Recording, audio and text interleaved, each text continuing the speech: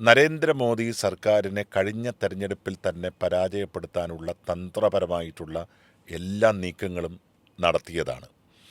പ്രത്യേകിച്ച് നമ്മൾ ഓർമ്മിക്കേണ്ടത് പ്രത്യയശാസ്ത്രപരമായി വൈജാത്യമുള്ള, സംസ്ഥാന തലങ്ങളിൽ പരസ്പരം മത്സരിക്കുന്ന, കണ്ടാൽ പോലും പരസ്പരം മിണ്ടാൻ മടി കാണിക്കുന്ന, ഗാന്ധി കുടുംബത്തോട് വലിയ തോതിൽ അകൽച്ച കാണിച്ചിരുന്ന വ്യക്തികളെയും അവർ പ്രതിനിധാനം ചെയ്യുന്ന രാഷ്ട്രീയ പാർട്ടികളെയുമാണ് ഇന്ത്യ മുന്നണി എന്ന് പറയുന്ന വലിയ പ്ലാറ്റ്ഫോമിൽ കൊണ്ടുവന്ന് നിർത്തി ആ മുന്നണി സംവിധാനത്തെ വിജയിപ്പിക്കാൻ ശ്രീ കെ സി വേണുഗോപാലിന് സാധിച്ചത്. ഞാൻ കെ സി വേണുഗോപാലിനെ തന്നെയാണ് അതിൻ്റെ ക്രെഡിറ്റ് കൊടുക്കാൻ ആഗ്രഹിക്കുന്നത്.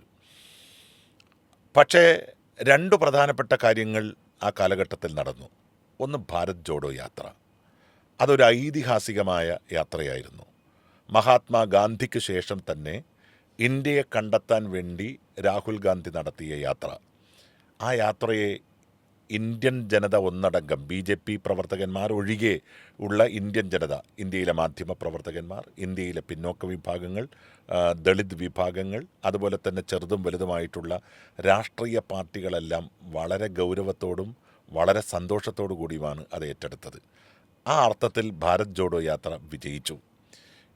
ജമ്മു കശ്മീരിൽ ഈ ജാഥ അവസാനിക്കുമ്പോഴേക്കും 26 രാഷ്ട്രീയ പാർട്ടികൾ രാഹുലിനോടൊപ്പം ചേർന്ന് ഇന്ത്യ മുന്നണി ഉണ്ടാക്കാൻ തയ്യാറായി.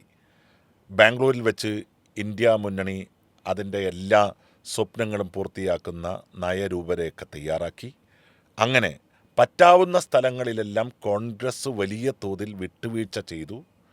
നരേന്ദ്രമോദി 3/2 ഭൂരിപക്ഷവുമായി അധികാരത്തിൽ വരുന്ന ഒരു ഘട്ടത്തിൽ നരേന്ദ്രമോദിയെ പിടിച്ചുകെട്ടാനും ഇന്ത്യൻ പാർലമെൻറ്റിൻ്റെ പടിവാതിക്കൽ വെച്ച് അദ്ദേഹത്തിൻ്റെ ഈ മൃഗീയ ഭൂരിപക്ഷത്തെ ഇല്ലായ്മ ചെയ്യാനും കോൺഗ്രസിനും രാഹുൽ ഗാന്ധിക്കും ശ്രീ കെ സി വേണുഗോപാലിനും സാധിച്ചു എന്നുള്ളത് വലിയൊരു സത്യമാണ്.